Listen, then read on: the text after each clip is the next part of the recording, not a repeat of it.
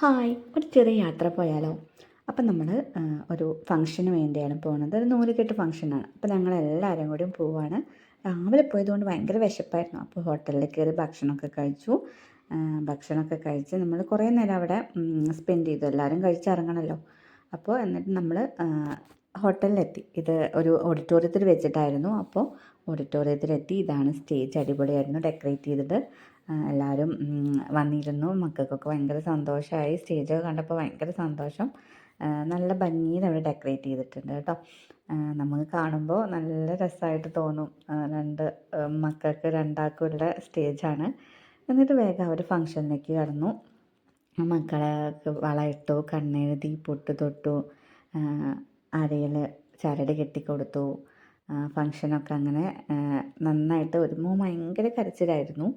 മറ്റേ ആൾ അങ്ങനെ കരയുന്നുണ്ടായിരുന്നില്ല, എന്നാലും കരച്ചിലുണ്ടായിരുന്നു. കരിവള ഇട്ടു രണ്ടാളും. പൊട്ട് തൊടിയിച്ചു കൊടുത്തു. അങ്ങനെ ആ ഫംഗ്ഷനൊക്കെ കഴിഞ്ഞ് പിന്നെ ഫോട്ടോ എടുക്കാൻ തുടങ്ങി. പേര് കണ്ടോ? മാധവ് കേശവ്. അടിപൊളി പേരാണ് അല്ലേ?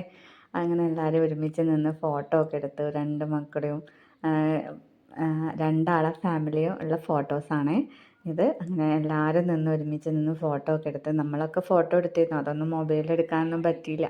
അപ്പോഴത്തേക്കും മക്കളൊക്കെ കരച്ചിലായി. ഭക്ഷണം കഴിച്ചു. Thank you.